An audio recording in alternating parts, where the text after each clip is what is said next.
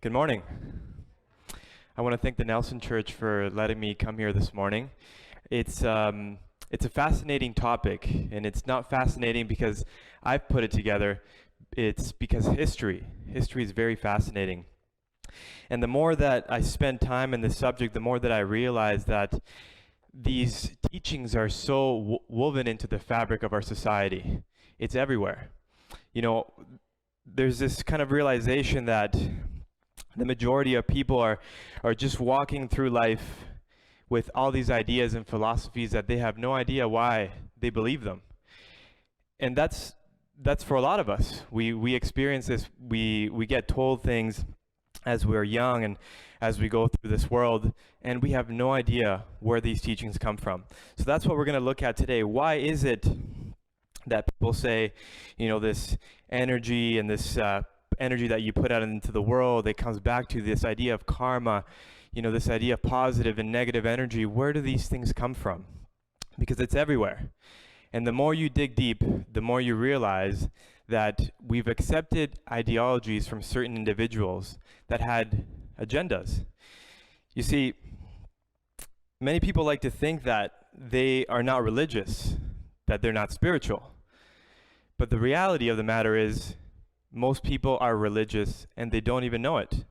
They practice religious dogmas, but they don't understand that what they believe is religious in nature, or that they're spiritual in nature. So we're going to take a look at that today, this morning. We're going to look at the rise of modern spiritualism. So by implication, there has been old spiritualism. There's nothing new. So we're going to look at the rise of modern spiritualism, part one, and then we're going to have a little break, and then we're going to look at the New Age movement and how it's just a recapitulation of the rise of modern spiritualism in the late 1800s. So we're going to start with that today. And just as was being mentioned, I didn't put this presentation to share my opinions with you, though I may make some commentary. This is all history. This is research. You can go to the encyclopedia yourself. You can read the writings, and then you can see for yourself that everything that I'm saying to you today is just history. In fact, if anybody wants to come after and ask me for sources, I have a list of sources. I have hundreds of sources that I can give you. I didn't put everything in the slide for the sake of wanting to put something together that looks presentable for you guys today. So let's start.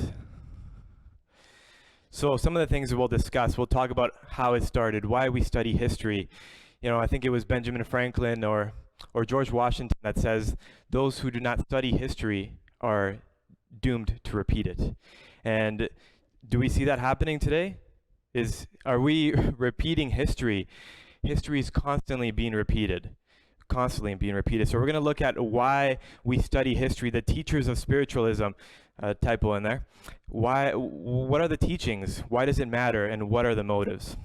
We'll start with this quote that I find very fascinating. Because we have this idea that we're constantly coming up with these new ideas. We have new information, new knowledge. But the truth is that we don't. What has been will be again, and what has been done will be done again. There's nothing new under the sun. The wise King Solomon said that. So, why are we looking at this subject today? Well, more Americans now say they're spiritual but not religious. Is that possible? Can you really be spiritual and not religious? Well, many people would like to think so, but the truth of the matter is that you can't. And I hate giving surprises away, but what you'll see now is that a quarter of U.S. adults, 27%, say that they think of themselves as spiritual but not religious. 1 in 5. Well, let me tell you, once we get into the understanding of these kinds of teachings, by the way, this is all Pew Research, which is one of the biggest research entities out there. 6 in 10 Americans uphold New Age beliefs, spiritual beliefs. 6 in 10. You know someone. You might have been someone yourself. I was someone that holds these New Age beliefs with no understanding of why they hold them. And you'll be surprised to see that it's not just, people in the world that don't know what they're doing. A great percentage of Christianity holds these. In fact, Catholicism being the first, and evangelical Protestantism being the second. So this is not something that is just a problem with certain types of people in society. We're here in Nelson today, which is kind of known as a spiritual community, but that's only because they display it. It's very on the forefront. But everywhere in the world, it's like that too. So 1 in 5. So I think it's important we investigate this topic. So let's start with the question, can spirituality exist without God? I think the answer is no, but let's get into it. So to understand the rise of spiritualism, we need to go back to the 1800s. Spiritualism was not the only movement to rise in the late 1840s. It was the same time as the so-called Advent movement, based on the idea of the return of the God of the Bible, or Jesus Christ. Other notable movements were the Mormon movement under Joseph Smith, who actually held a lot of these spiritualist ideas as well, because he was a Freemason. He was a 33-degree Freemason. He believed in the idea of the immortality of the soul, which we'll get to.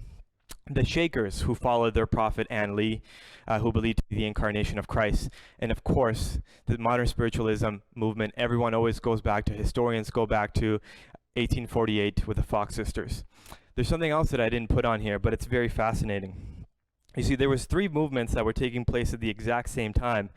And today, our whole society is run on these 3 movements. Spiritualism. Does anybody else have any idea what rose in the late 1840s? Darwinism. Evolution, right? So Darwinian evolution, he was crafting the first pages of his book during this time, and it was coming to publication.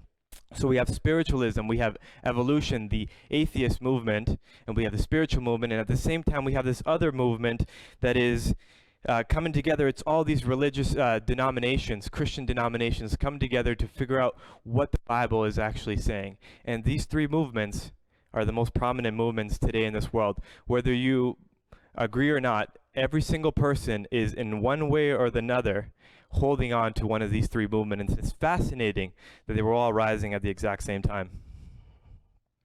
So what is spiritualism? Spiritualism in general terms is based on the belief that the spirits of the dead survive mortal life, and that the sentient beings from the spiritual worlds can communicate with the living by the agency of medium. That is the definition of spiritualism. And it's interesting because this was taking place in a Protestant nation, a nation that did not believe that you can talk to the dead. This belief was not something that they would ever approve of. In fact, in their biblical teachings, we see that it's a very condemned type of teaching that has been going on for a long time. So how do you know if someone is a true spiritualist or involved in spiritualism? Well, we can go straight to the source. Prophecy, being able to tell the future. Clairvoyance, the gift of tongues. The laying on of hands, visions, transits, revelations, raps, levitations, automatic and independent writing, which we'll see a lot of today, painting and photography, materialization, psychometry, direct and independent voice, any other manifestation which proves the continuity of life after death. Very interesting. So, anyone know these sisters? They've seen these sisters before, the Fox sisters. They're known as kind of the people that brought this movement forward. When historians look back and they try to find what was the point in which things just sort of jumped out of nowhere. Well, everybody always goes back to the Fox sisters. Of course, there was always spiritualism to a certain degree. Mind you, very little in such a Protestant nation, but these things were coming in. So we're going to look at the Fox sisters right up on the screen here. So the Fox sisters are oftentimes regarded as the founders of modern spiritualism movement. And so the story goes that in 1848, the Fox sisters started hearing these tapping sounds, these rapping sounds in their home. The sisters later learned to communicate back with these tapping, now identified as spirits, and later began to exchange dialogue. The sisters taught that they were speaking with dead ancestors and wise spirits from the past. You see, what happens is, which is very, very interesting, is that these dead spirits somehow now have more knowledge than they did before they died. Because they didn't have all this information when they were alive, but now that they are dead and transcended into another place, they've come back with all this knowledge. They would later tour within a year all over America as the first mediums and would hold seances all across America. Within a few years, over 8 million Americans were involved in the practice. It didn't take too long. This is their home. This is considered the birthplace of, mind you, look how historians see it, the birthplace of the religion of modern spiritualism. March 31st, 1848. In 1888, the sisters attempted to recant their story, telling everyone it was falsified and that these tappings were made up, but by then, it was too late. History tells us a sad tale of these sisters. Alcoholism and poverty overtook them, and within 5 years of their admittance, they were all dead. The sisters went on to say that though they were attempting to fool everyone and they were playing with something seemingly real, they opened the door for many to start contacting these spirits. You see, in the Christian Bible, the understanding is that these mediums have always existed, but you're not supposed to go and talk to them because they're not really these dead people that you knew from before. They are demons, is how the Bible classifies them. These sisters knew this because they were Christian themselves, but they found an opportunity to be able to make a lot of money, a lot of wealth, and they didn't realize the door that they were opening. And this is Katie Fox, who said, "I regard spiritualism as one of the greatest curses that the world has ever known." And those were her last words. So, why was spiritualism rising? Many gravitated towards spiritualism because, like traditional religions, it believed in the immortality of the soul, the traditional religions being the ones of Eastern origin. And unlike traditional religions, the new ones, it did not call for blind faith. Skeptics could see concrete proof of an afterlife by attending a seance. Spiritualism also rebelled against traditional religious authority, instead emphasized radical individualism. This individualistic outlet meant that spiritualism was the sole religion of its time that saw women as equal. You see, there was a problem in America during this time in which there was too much to one side, in the sense that some of the super Christian conservative movements were trying to keep women out of certain places in society, and with a misunderstanding of Scripture. And so this area gave the ability for women to start taking prominent roles, which you're going to see today that spiritualism and the great movements that were taking place in the 1800s were all predominantly women. With the onslaught of the Civil War and the growing list of men who would never return home, more and more people turned to spiritualist mediums, hoping for some proof that their loved one's immortal soul was at peace. The number of spiritualists in the United States blossomed. By the end of the war, a reported 11 million people subscribed to spiritualism and 35,000 were practicing mediums. Do you guys know what was the population of America when the Civil War ended? 33 million. So imagine 11 million people were subscribed to spiritualism. What a change. What a quick change in time. Does anybody know who this lady is? This is Madame Helena Blavatsky. She is one of the most important figures of the spiritualism movement. And she came just at the right time. This is her. She's Russian. She came over in a ship. It was pretty much the only mode of transportation at the time. So Helena Blavatsky, in 1853, 3 years later, after the Fox sisters rose on the scene, another important figure to the spiritualism movement also appeared. She's very well known in the spiritualism, the occult world. Her name is Helena Petrovna Blavatsky. The Russian Blavatsky made her way to the great exhibition that you see there on the screen in Hyde Park in London. So they used to hold these massive seances and spiritual conventions. There she met a man that she had seen in her dreams since childhood. Now you're going to notice a very common pattern here. A lot of these people are speaking to dead people. There's an element of prophecy, as they claim. They claim to be speaking with these ascended masters or God, whatever they want to call it. And so we're going to see that as we look through the history, that we're either accepting somebody who claims to have authority to tell you something based on their experience with some sort of God. So that's where everything is coming from. None of them claim to write this from their own imagination. This is all comes directly from having communications with these gods. This is the man that she was apparently talking to. That man was Mahatma Moraya, a Tibetan guru. After spending years of training with the Tibetans, so she went all the way, and she traveled a long ways to go and study with them. After training with these Tibetan gurus or monks, she co-founded the Theosophy Society in 1875. Throughout her life, Blavatsky experienced many recorded miracles and visions. She claimed to have been healed from many life-threatening issues. So, why listen to Blavatsky? Because a lot of the world does, and unknowingly they don't know that they listen to her. Blavatsky drew authority from the communications concerning esoteric matters she claimed to receive from mysterious Mahatmas or masters. Allegedly, with her help, she composed the foundational text of Theosophy. Isis Unveiled in 1877 and The Secret Doctrine in 1888. These are her two books. Both became the worldwide bestsellers, and is well known. The society came to occupy positions as the most important international movement of its time in the realm of alternative spirituality.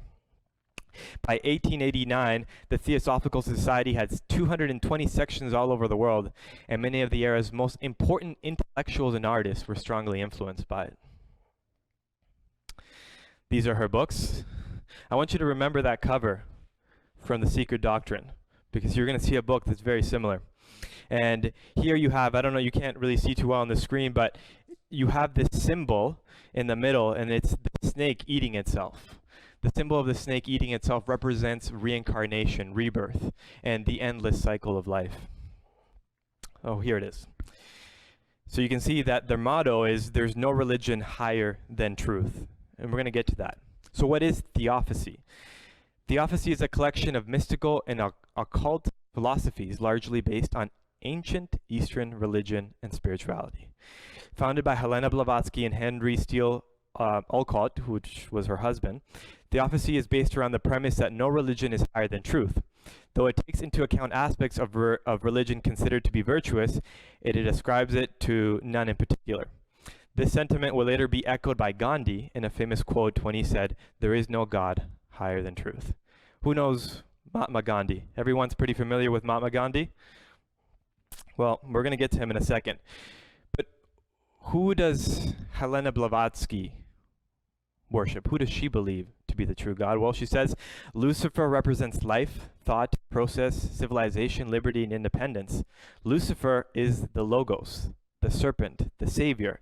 It is Satan who is a god of our planet and our only God.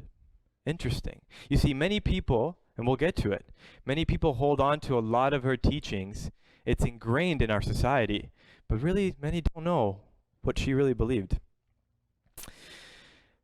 So, this is very fascinating. World War II. We all are familiar with World War II. You know, we know that Hitler, the atrocities that he committed through the killing of the Jews and trying to establish this German Empire. But how many people really know that we would not have a World War II if it wasn't for Blavatsky? Among the books that was, sorry, I don't know if you guys can see that on the screen. Let me just move this. Always wants to give me an update. Okay. Among the books that was on the Hitler often kept by his bedside, The Occult Standard, The Secret Doctrine, by Madame Helena Petrovna Blavatsky. Hitler kept the copy by his bedside ever since being introduced to its teachings by Dietrich Eckart and Karl Haushofer. I'm really bad at pronouncing these names, but don't judge me for that. So this was very important to Hitler. But why? Why was this very important to Hitler? So Hitler joined one of these secret societies in Germany. And again, not many people know this stuff. Prior to Hitler joining the society had been told in a seance that the Lord Maitreya would soon make his appearance as a German messiah to lead the Aryan race to a final victory over the Jews. Interesting. So the guy that you were seeing before, Dietrich Eckart, he was the guy that started the Nazi party. He was the first guy. He was involved in the Theosophical Society. He had seances. He was doing all these types of things. And in one of their meetings, they're told that a German messiah would lead the Aryan race to final victory. Why? Hitler, on his part, claimed to hear voices telling him that he was selected by God to be Germany's messiah. He claims to have established communication with Lucifer, from whom he openly coveted possession. How many people know this? This is history. You can open up any book and you'll find this stuff. But very little of us know how influential spiritualism was to the cause of the whole World War II. Without spiritualism, World War II would not exist, and I'll show you why. This is Blavatsky from Secret Doctrine. Mankind is obviously divided into God-informed man and lower human creatures. The intellectual difference between the Aryan and other civilized nations, such as savages, as the South Sea Islanders, is inexplicable on any other grounds. No amount of culture, no generations of training amid civilizations could rise such a human specimen as the Bushmen, the Vedas of the Cyclone, and some African tribes to some intellectual levels as the Aryans, the Semites, and the Turanians so-called. The sacred spark, and we're going to get to that, is missing in them, and it is they who are the only inferior race on the globe, now happily owing to the wise adjustment of nature, whichever works in that direction, fast dying out. Verily mankind is of one blood, but not of the same essence. We are at a hothouse, artificially quickened plants in nature, having in us a spark, which in them is latent. So let me translate that for you, because it's very esoteric.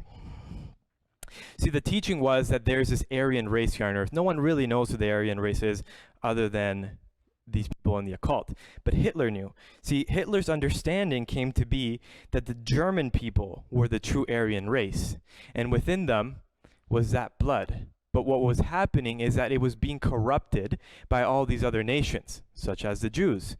And so Hitler's whole motive to eradicate not only the Jews, but any other race and establish the German Empire was to restore the Aryan blood so that there could be a spiritual reawakening in the world and thus be ready for the reappearance of who they call the Christ. This is what our whole war was fought under the premise. Many people don't know this, but that is what Hitler was trying to establish. This is why he did what he did. So, what was Madame Blavatsky's influence? She taught the idea of ascended masters as a true source of knowledge and understanding. One of those would be Jesus. She taught that he and others compiled an array of these masters that one could communicate with. Is this ideology prevalent today? Is there an idea that all gods are equal and that they all share the same pedestal? Interesting. Gaia worship, also known as earth worship or pantheism, was a huge teaching of the Blavatsky in the occult. God is in everything. She taught the idea of astral planes and often spoke of astral projections. She taught the idea that man could become God and that we're all inherently gods that need to communicate with other gods to receive our powers. She also taught the idea of male and female fluidity. She helped cultivate the ideas, for example, of the divine feminine. Anyone ever heard of the divine feminine before?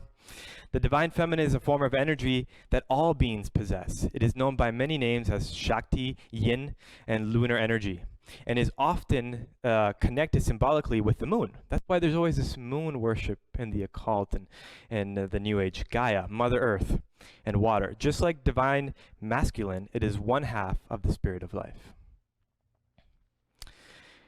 It is a little known fact, but Blavatsky was very influential in the rise of the feminist movement. In fact, many of the rising feminist teachers of the time were involved in theosophy in the occult.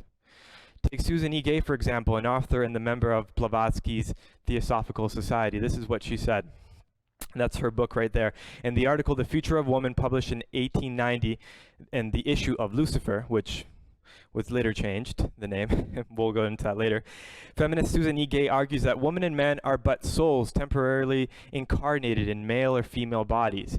And even in our particular lifetime, many women are more male and some men, and vice versa.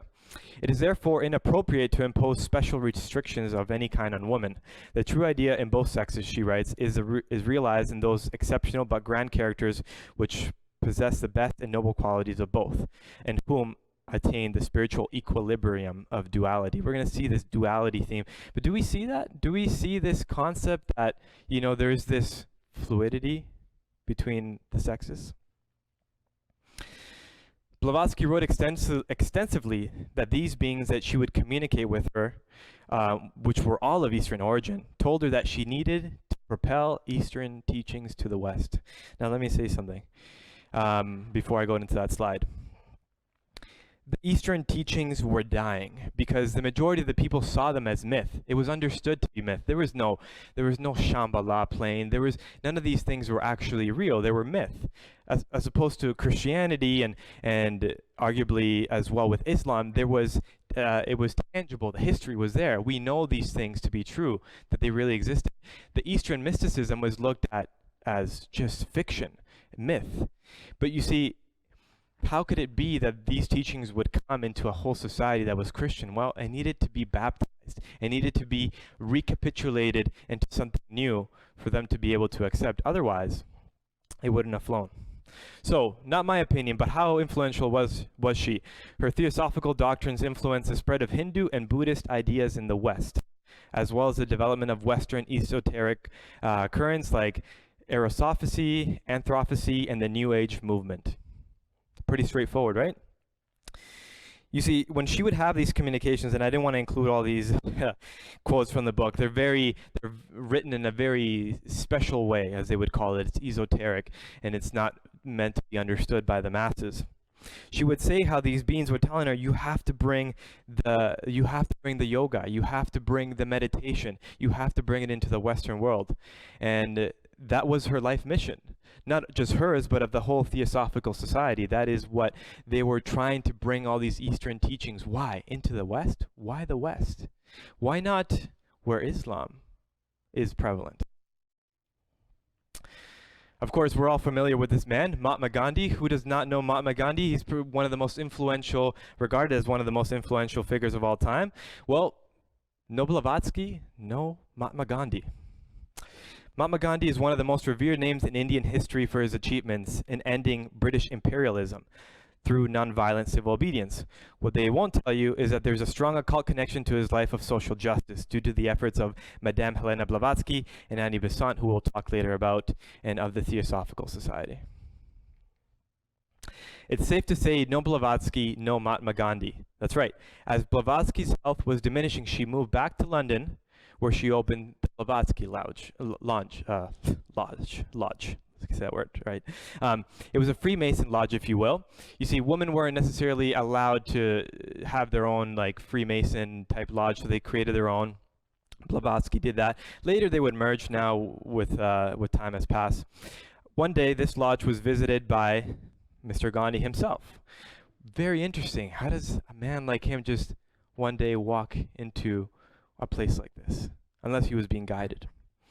He was encouraged by Blavatsky and the Theosophists to read Hindus' religious texts, the Bhagavad Gita. Though he initially declined, embarrassed by his lack of knowledge in his native religion, he was also ashamed at his lack of comprehension of the Sanskrit, but eventually said he was willing to read along with them. He was just a lawyer. He was just a lawyer in London, going about his life. One day he walks in, and his life changes forever. It is well documented that Gandhi attributed much of his inspiration to the time spent with the Theosophical Society. He spoke of Blavatsky as being the major catalyst for his ideas. And while he was living in South Africa, Gandhi kept a picture of Annie Besant, Blavatsky's successor, on his office wall. Very interesting. Are these influential people? These are highly influential people.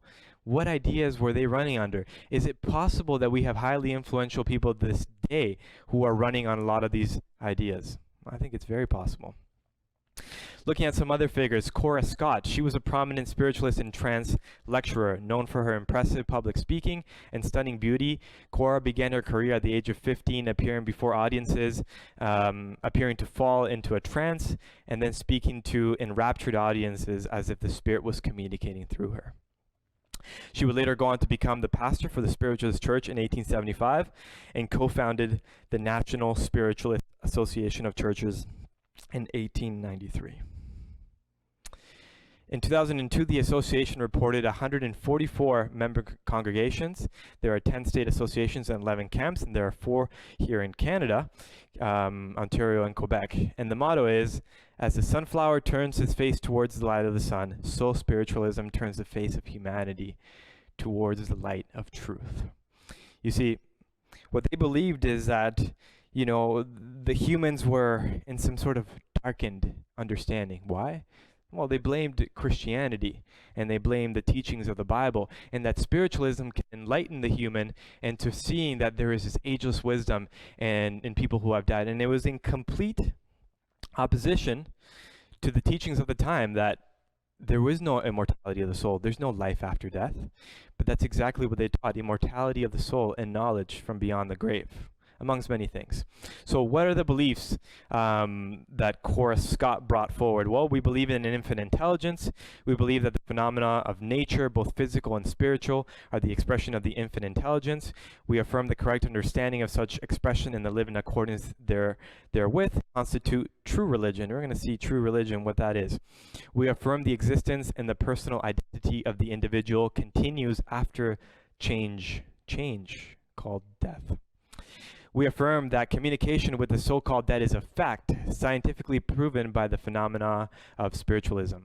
We believe in the golden rule that has the highest morality, which is do unto others as you would have them do unto you. Interesting. We affirm the moral responsibility of individuals, that we make our own happiness or unhappiness as we obey or disobey nature's physical and spiritual laws. We affirm that the doorway to reformation is never closed against any soul here or thereafter.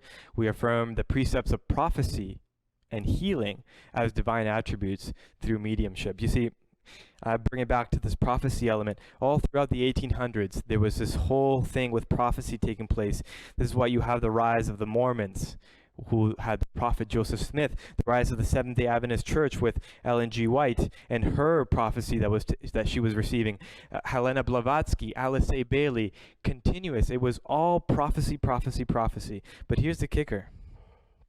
Today, we accept a prophecy without any knowledge or understanding or ability to be able to discern if it's true or not. You see, all these teachings have come through what they call prophecy. Whether it's good or bad, we can have a different conversation about that. But it comes from prophecy. So the question is, which one is true, which one is bad? And if we accept one, that means there must be some merit or there's something in the other that we need to investigate. So other prominent leaders, we have Annie Besant, who is very interesting lady. She actually helped revolutionize the movements in India with her independence from Britain. Mary Eddy Baker, who started the Christian Science movement, and this idea of, which was not Christian by any means, all her teachings came through seances as well. And she wrote extensively on the healing of the mind cure, that we can heal ourselves through our minds. And there's a lot of little subtle truths in all these things, but they go into a whole different direction. Helena Schuckman, who is a renowned psychologist, she wrote a book called A Course in Miracles, in which she says Jesus Christ himself spoke to her, and she could feel him in her belly as he told her all these things to write. A Course in Miracle, which again, she helped move a lot of psychology in a particular direction. Does anyone know who this lady is? This is Alice A. Bailey. This is perhaps her and Blavatsky are the most prominent figures that have to do with all the spiritual teachings that we have today. Alice A. Bailey, born in 1880, she was the writer of more than 24 books. They're called the Blue Books of Theosophical subjects, and one of the first writers to use the term New Age. Blavatsky's works, written between 1919 and 1949, describe a wide range of non-theosophical systems of esoteric thought, covering topics how spirituality relates to our solar system. Do we see that today? Meditation, healing, spiritual psychology, the destiny of the nations, prescriptions for society in general. And again, she described the majority of her work as having been telepathically dictated to her by the Master of Wisdom, initially referred to as the Tibetan, initials DK, also known as the Dwaj Kalu. This is the same man that Madame Blavatsky was talking to. Very interesting that they're all of Eastern origin. This is sort of a depiction of, you know, who he is, and there's been a lot of artists who have been who say they have been possessed by him and were able to draw this. The work of the Ascended Master Dwaj Kalu is to teach, help humans understand, and spread the knowledge of the ageless wisdom to humankind. The ageless wisdom, what is that? She founded the Lucius Trust, Foundation, formerly known as Lucifer Trust, with her second husband, 33-degree Freemason Foster Bailey. The right hand of the Lucius Trust is World Goodwill, which is an official NGO of the United Nations. We'll talk about that later. So, Alice Bailey's New Age is a dawning of global consciousness. This is her book right here, The Discipleship in the New Age. I would never recommend reading these books, but if you're going to read it, I would strap in, because there's a lot of very deep, steeped teachings in there. The hallmark of such global consciousness is world service, relinquishing selfish desires of the personality, and acting in goodwill to foster right relations for the good of the whole. Through her text and organization, she not only helped conceptualize the New Age, she energized the concept with her evangelical drive, infusing the very notion with the atmosphere of born-again religious fervor. Her mission was to convert, to foster the birth of the soul, and to guide her readers towards spiritual enlightenment. Alice Bailey has influenced Western understanding of chakras, color therapy, light work meditation, astrology, transpersonal psychology, as well as providing core inspiration for the well-known alternative community of the Findhorns. I don't know if there's any here, but they're basically these communities all over the world where all these people live together, and their whole point is just to reach spiritual enlightenment, and they work together as a community. She described the majority of her work as being telepathically dictated to her by the Master of Wisdom, initially referred to as the Tibetan, or the initials DK letter known as the Dwaj Kalul. So, her influence in psychology and psychotherapy. Well, Bailey often spent time with Roberto Assagioli, who is known as the founder of psychosynthesis. This is very interesting stuff. You see, the world of psychology today is moving back into this model of trying to include more spiritual elements into its psychology teachings. They're starting to realize that there seems to be this element of spiritualism that is good for the soul. But the question always becomes, which one do they implement, and which one comes to our schools, which one comes to our children? Well, we'll see. The ideas highlighted are straight from her book, Esoteric Psychology. Was just a very interesting read here. You have here the 7 types, the psychosynthesis typology, and we're going to mic change? Okay. Yeah, no worries. Give me a second here, guys.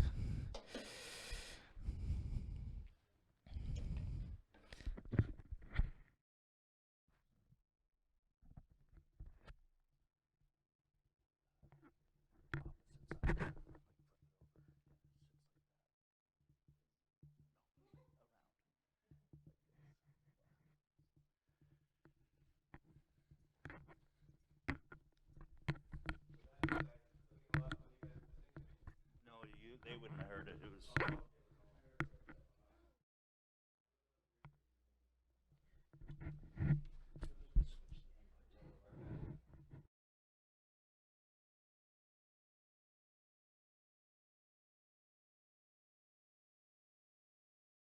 You guys, this is just skimming the surface on this stuff. There's no way that you can put a presentation like this and not spend weeks and weeks. There's just so much. This is so deep into our fabric of our society today. I'm going to put this over here.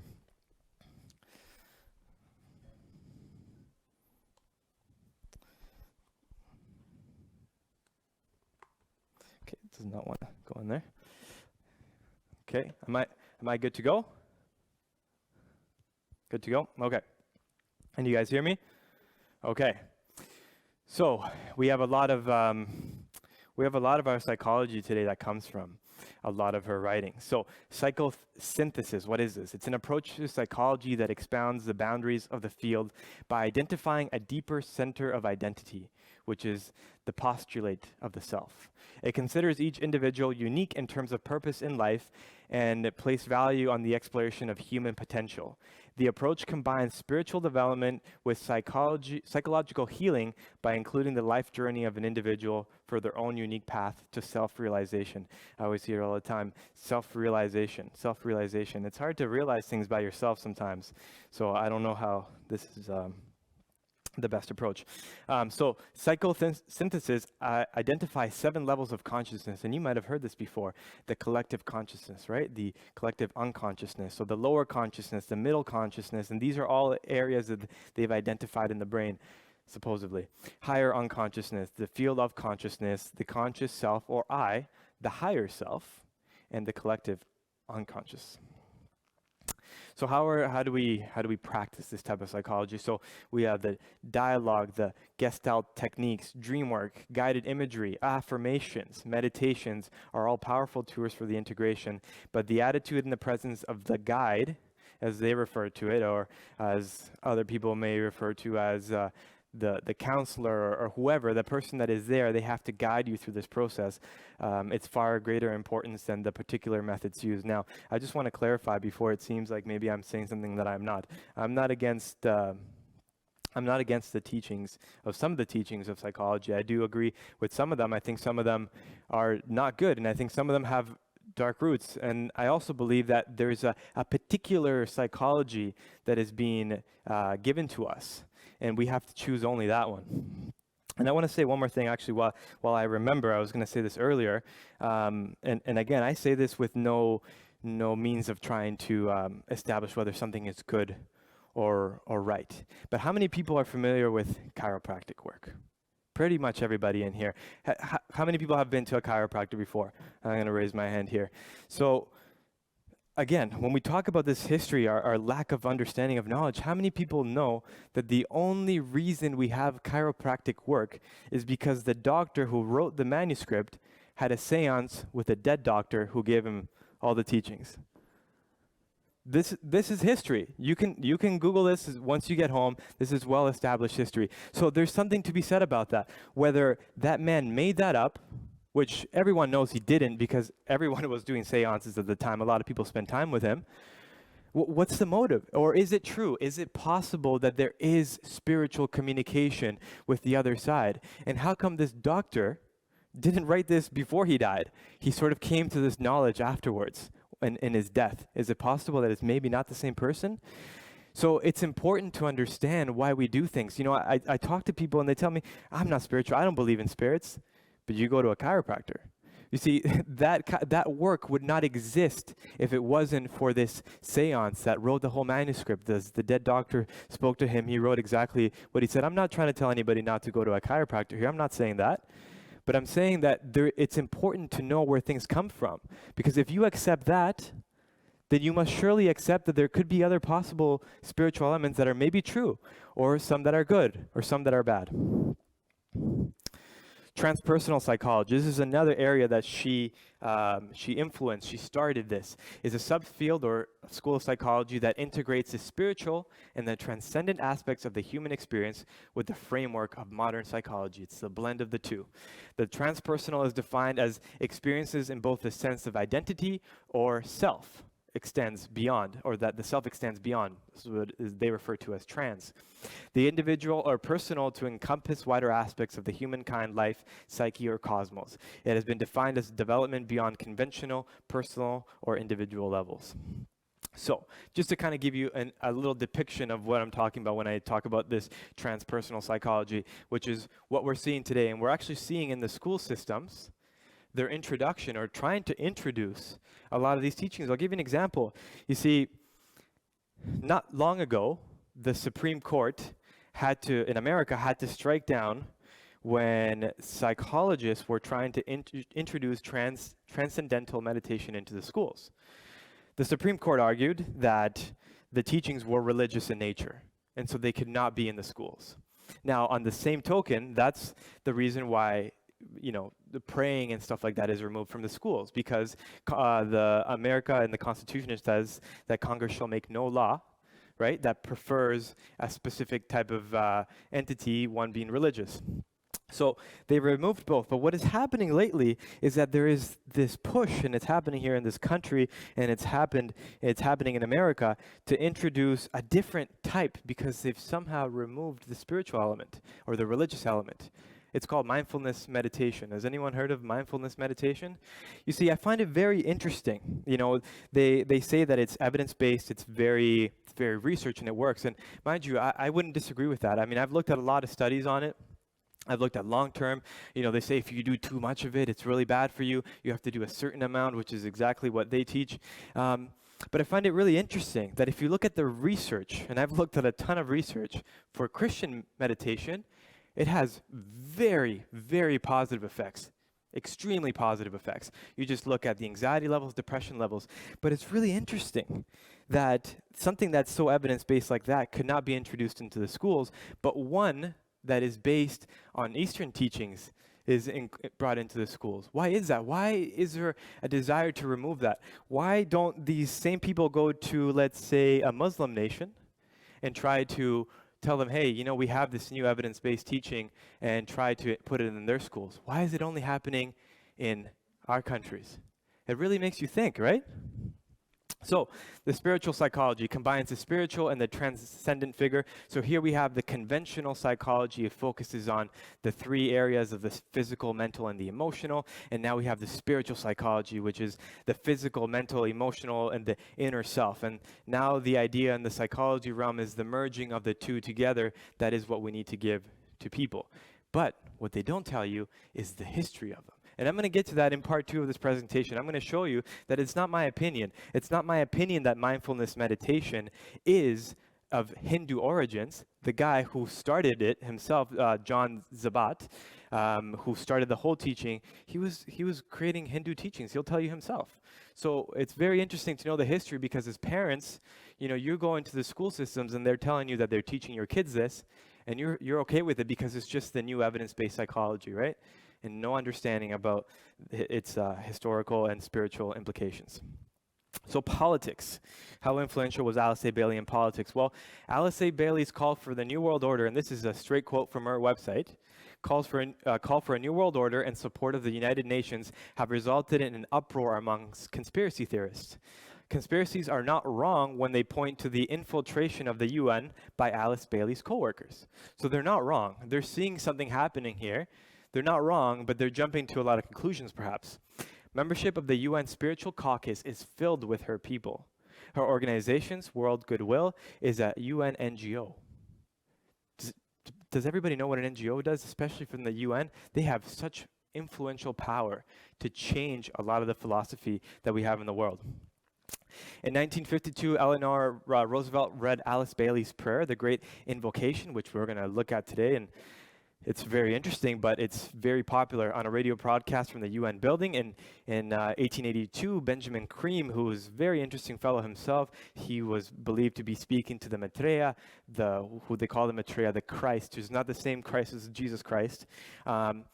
He was one of the followers of Bailey, and it was also read in the dedication when these...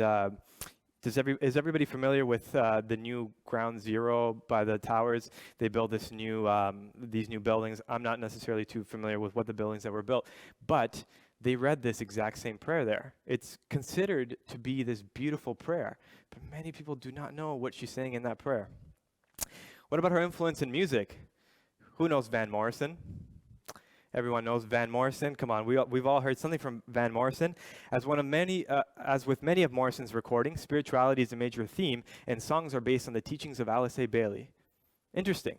So if you're listening to Van Morrison, what is he really telling you? So you're listening to something, it enters into the mind, and then you start to believe these things. You start to say them, even if you don't consciously realize what you're saying.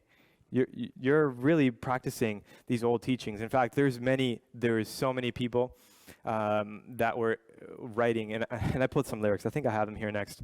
Here, for example, right? Van Morrison saying this. People listen to these songs and they hear it and like, what does it really mean? Aryan mist among the bridges. You hang by the river. You have been here forever. Aryan mist. Aryan mist. There's been so many people going down by the river to get clean. The fog of illusion, the fog of confusion is hanging all over the world. Do people really know what that means when they're saying it? Well, I know what it means, and it's not something that you want to be saying. So, the Great Invocation, this is the prayer, and I've had to do something for you guys. I've had to put things in and in little parentheses, because when people read this, especially Christians, and a lot of them have, like Eleanor Roosevelt, they have no idea what she's actually saying. And I know what she's actually saying because in her book, she says what she's actually saying. So this is the prayer. From the point of light they refer to as Lucifer, within the mind of God, our own minds, let light stream forth into the minds of men. Let light, Lucifer, descend on the earth, Gaia. From the point of love within the heart of God, let love stream forth into the hearts of men. This sounds beautiful so far, right? It sounds like something we can all get on board with, except if I remove the brackets, you probably would be on board. May Christ, Maitreya, not the Christ that we know, Maitreya, return to earth.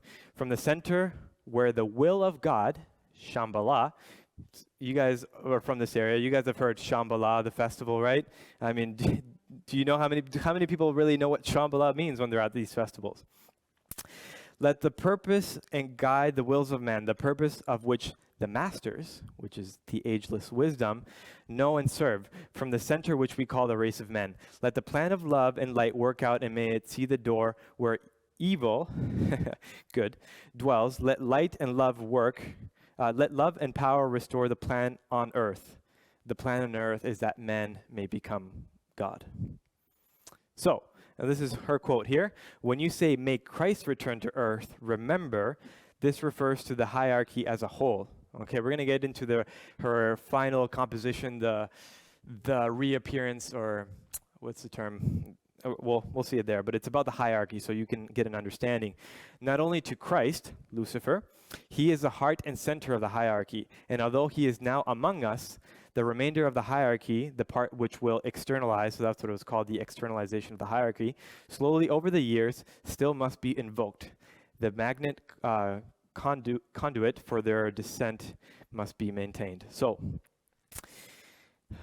it's very interesting, and you'll see this, and I don't think I have it in this presentation, but I will put it. She has a book called The Reappearance of the Christ. Right? They believe, see, a lot of people that are involved in the spiritualism movement, the New Age movement, they don't realize, but they're actually waiting, they're preparing themselves to meet a Christ, a Maitreya.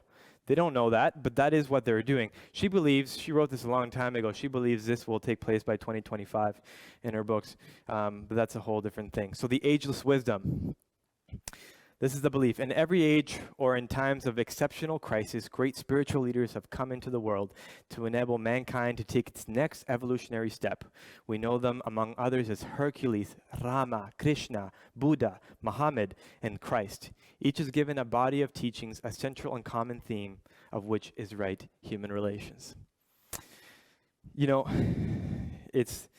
It's very interesting because when people come to understand these things of what we'll talk about later on, what is called perennial philosophy, which is that all the gods are the same, it's really, I don't know what the word is. I want to say an injustice as possibly a right word. But you see, Jesus said he is the only way, the truth, and the life. And he said that the ones that come after him are nothing but thieves and robbers. Muhammad said, there is no God but Allah. Buddha, well, he didn't really say too much. He didn't even consider himself a god. People did afterwards, and they said that he reincarnated, but he said he is the way. He also said, I am the way. Krishna, he is the only one. And see, when you look at their teachings, they tell you, do not go anywhere else. Do not go anywhere else. If you go anywhere else, you're contradicting me, right? So they're all in opposition to each other, but somehow, we've come to this point where people think they're all on the same pedestal, but they all spoke against each other. And the reality of the matter is that one point must make a discernment and say which one was right, which one was wrong. But this idea that we can put them all together, they all spoke in opposition to each other. Annie Besant and Esoteric Christianity. She was one of the people that took over in the Theosophical Society of Alice A. Bailey and Helena Blavatsky. She said, the historical Christ, then, is a glorious being. Remember, they're not talking about Jesus yet. When they talk about Jesus, we'll see.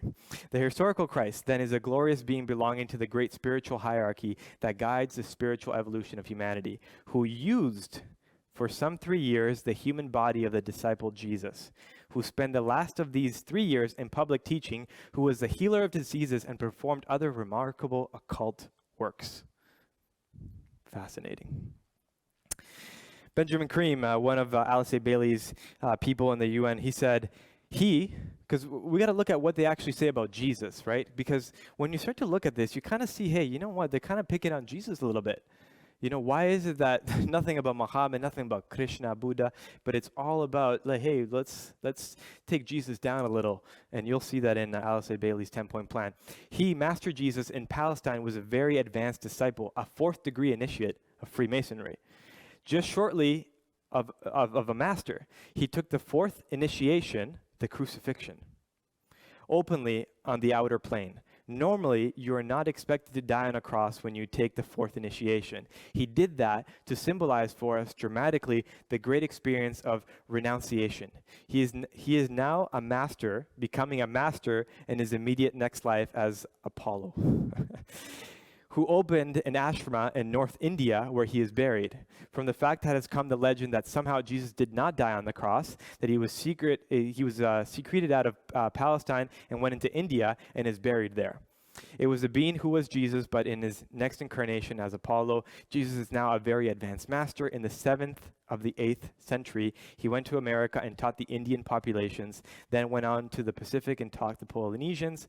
They all have legends of a white man who came and taught them the names and are all related to the word Jesus. This is true. This is true. This did happen now. If it's how he's saying, well, we must have to do some deep investigation. But it's really interesting how they depict the historical Jesus. So with every spiritual leader, there are goals. They have some agenda they want the world to abide by. Luckily for us, Alice Bailey made it really easy for us to find, and thanks to the work of Benjamin Cream and Robert Mueller through the UNESCO in the 1980s, she was able to introduce some of these ideas into the world core curriculum. This is what schools all around the world are told to uphold in some sort of way. And now they're repackaged. You see, when we read them now, you're going to think that, you know, well, that can't be that. That's too blatant. These things are repackaged. This is Alice A. Bailey. She said, within the United Nations is the German seed of a great international and meditating reflective group, a group of thinking and informed men and women in whose hands lie the destiny of humanity. She knew that the United Nations would be the influential power. And so we have this man who was in there, Robert Mueller, who was the international civil servant of the United Nations. He served for over 40 years with his ideas of world government, world peace, which, by the way, is the whole basis of the Baha'i religion. The Baha'i religion basically believes, and if you go into their teachings, they say number 10, a new world religion, a new world order. They believe that we must bring all the religions together under the UN for Christ to return. Peace and spirituality led into the increased representation of religions in the UN. He started this. You know how we have all the religions there. They made a room in the UN which has a big rock in the middle, and it's the prayer room. And you don't want to know who they're praying to in there, as they think they are praying to somebody that they're not. He was inspired by the writings of Alice A. Bailey and U Thant, and was a Burmese diplomat and Secretary General of the United Nations. He was also a Marxist and a Buddhist. The UN Secretary told Robert Mueller that there will be no peace on earth if there is not a new education. He was right. Do we see this move for re-education? A new educational system, a great reset to bring in a new education? Have we been seeing those steps? So what was Alice A. Bailey's 10-point plan? This is all straight from her writings. These are her quotes. You make up your mind. She said, remove God from education. Take the Christian God and prayers out of the child's education. They will unconsciously view the Christian God as unnecessary for life successes. Instead, children will focus on whatever the school pushes as of importance. Change the curriculum to ensure children are freed from the bondage of Christian culture. Children go to school to be equipped to face life. Interesting. So can we see why they want to pull out certain things and put in other things in there? Number 2, reduce parental authority. And again, if you go into all these UNESCO's and United Nations document, they're saying exactly this, just rewarded in a nice, beautiful way, like saying, you know, kids that are under the age of 12 need to have the ability to consent to make their own options and make their own choices. It's all very cleverly worded, but it's the same thing. Break the communication between parent and child so parents do not pass on their Christian traditions to their children. Liberate children from the bondage of their parents' traditions. Number 2, break the traditional family. The Christian family structure is oppressive, and it is the core of the nation. If you break the family, you break the nation. Liberate the people from the confines of the structure. Is this happening? Oh, it's happening. Legalize abortions. Very interesting. I found that in her writings. Build clinics for abortions, health clinics in schools. If people are going to enjoy the joy of sexual relationships, they need to be free of unnecessary fears, such as unwanted pregnancies. Number 5, marriage and divorce. Love has got a mysterious link called the love bond. It is like an ovum that comes of the ovaries. Only one person in the world can respond to that love bond, and when you see that person, everything within you clicks. Get that person at whatever cost, even if it means getting them out of their marriage. Don't be held in the bondage of Christian values. In the New Age movement, it's very common for when someone discovers a New Age movement, especially if it's either the wife or the husband, that they realize that they probably shouldn't be married, that they should probably split apart. And, they go through this process of realizing that, hey, you know what, there's actually probably like this very spiritual individual for me in the world, and this person that I'm with right now is not the one. So divorce is highly encouraged. Number 6, promote sexuality. Sexual enjoyment is the highest pleasure in humanity. No one must be restricted on how to enjoy themselves. People should be allowed in whichever way they choose, whether it's homosexuality, incest, or bestiality, as long as all parties agree. Do we hear that today? As long as there's consent. All right. Promote explicit arts.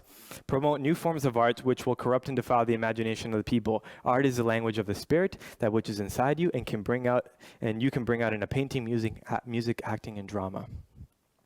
Use media to control the minds. The greatest channel you need to change human attitude is the media. How true is that?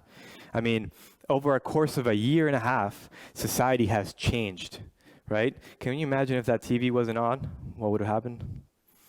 Promote interfaith movements. Very interesting. There's this desire, even within the major religious leaders that we just saw back in October. Pope Francis gathered with all the major religious leaders of the world. And it was all through the process of like the UN facilitating all these things. Promote other faith to be at par with Christianity. Why? Why isn't Islam talked about? Why isn't these other things talked about? And break this thing about Christianity being the only way to heaven. By that, Christianity will be pulled down and other faiths promoted. Number 2, church endorses government laws. The church must change its doctrines and accommodate the people by accepting these things and put them into structures and systems. Is that happening? Yeah, absolutely it is. Lastly, last quote here, world religion. Thus, the express aims and effort of the United Nations will eventually be brought to fruition in a new church of God. Gathered out of all the religions and spiritual groups will unitedly bring an end to the great heresy of separation. Who has said these words as well? A great heresy of separation. Who's the mother of all churches trying to bring her chicks back into the... Who is that? The Roman Catholic Church. Love, unity, and the risen Christ will be present, and he will demonstrate to us his perfect life. So once we all come together, the Maitreya will reappear, the Christ. The day is dawning when all religions will be regarded as emanating from one great spiritual source, and will all be seen as unitedly providing one root out of which the universal world religions will inevitably emerge. Are we there? I mean, I think we're there. Is she a prophet? Maybe. Of some sort. She did claim to be a prophet. This has come to be true. This is written long before where we're at right now. This was written in the early 1900s. Then there will be neither Christian nor heathen, nor Jew nor Gentile, but simply one great body of believers gathered out of all the current religions. They will accept the same truths, not as theological concepts, but essential to spiritual living. They will stand together on the same platform of brotherhood of the human relations. They will recognize divine sonship and will seek unitedly to cooperate with the divine plan. Such a world religion is no idle dream, but something which is definitely forming today. Very interesting. So, we're getting to the end of our first part here, the externalization of the hierarchy. This is where I'm going to wrap up for this morning. But I really wanted you guys to see, what all these teachings that we have, all these spiritual teachings come from these people. But what do these people believe? What do they really believe? You see, you can't just have a little piece of the pie. You can't just want to practice one small thing that they taught. if you're going to take one thing, you're going to have to take the whole cake with you. The externalization of the hierarchy. This is her last book. So this is the belief that at one point in 2025 will be enough time has passed by, and the hierarchy will externalize on earth for all mankind to see. But it can only happen if we're all united. This is what Alistair Bailey explains will happen when all the religions come together under one umbrella. If these mysteries which Christ will restore upon, it is these mysteries that Christ will restore upon his reappearance. Alistair Bailey reveals, thus reviving the churches in a new form and restoring the hidden mystery. So this Christ, the Maitreya, will reappear and he will restore some sort of truth that's been lost. Bailey is giving these revelations by her channeled master, Dwaj Kalu, a disembodied ascended master. She said, these ancient mysteries were originally given to humanity by the hierarchy, of which Dwaj Kalu is part of, and contained the entire clue to the evolutionary process hidden in numbers, in rituals, in words, in symbology. These veil the secret of man's origin and destinies, picturing to him in rite and ritual long and long path which must tread back into the light. He has been for 2,000 years the supreme head of the church invisible. Who's he? The spiritual hierarchy, composed of disciples of all faiths. He recognizes and loves those who are not Christian, but who retain to their allegiance to their founders, the Buddha, Muhammad, and others. He cares not what the faith is, if the objective is the love of God and humanity. I think I hear that a lot today. If men look for Christ, who left his disciples centuries ago, they will fail to recognize the Christ who is in the process of returning. That must be very interesting for a lot of you in here to think about that. If you are waiting for this guy, he's not going to be the one that you're going to see. Very interesting. The Christ has no religious barriers in his consciousness. It matters not to him of what faith a man may call himself. So, we're going to pause here for right now, because we're going to get to part 2 in a little bit. I'm just going to say some sort of closing remarks for this part 1. We're going to have lunch and then we will get together. I don't know how long have I been going for. These things, like I was saying before, they're so ingrained in our society, these teachings, and they are not hidden. They're very out there. They're very out there in the open. And many people practice them without any sort of understanding. And I believe if you're going to make a choice in life, you should have all the information to make that choice. I know we live in a society where that sounds very radical, have all the information you need to be able to make a choice. But that is exactly what the whole human life is about. It's about making choices. It's the free will to do something. How is it free if all what you are doing is based on these things that you have no understanding of where they come from? It is not free will. So the point of this presentation, and as we move to part 2, is really trying to unravel what it is that people believe and why they believe it. And if we can come down to the core of that, we can really help people to open their minds to the possibility that everything they know may be based on something very, very dark. And I think we showed that today. So with that in mind, we're going to finish this part 1 of this presentation. Thank you, guys. Are you looking for answers in these unprecedented times? Are you wondering what the future holds? Maybe you just need a church family to be a part of, or maybe you need prayer for something that's going on in your own personal life. Come join us every Saturday at 10:30 a.m. in our journey as we search the scriptures and learn and understand what God says in his word for us in our lives now and in the future. If you're unable to make it in person, watch one of our sermons on YouTube or Facebook. God bless as we await the soon coming of our Lord and Savior, Jesus Christ. Well, folks, I want to say thank you for watching our programming. But I would also like to invite you to further our ministry by liking and subscribing, both to YouTube and Facebook. That'd be wonderful. God bless you.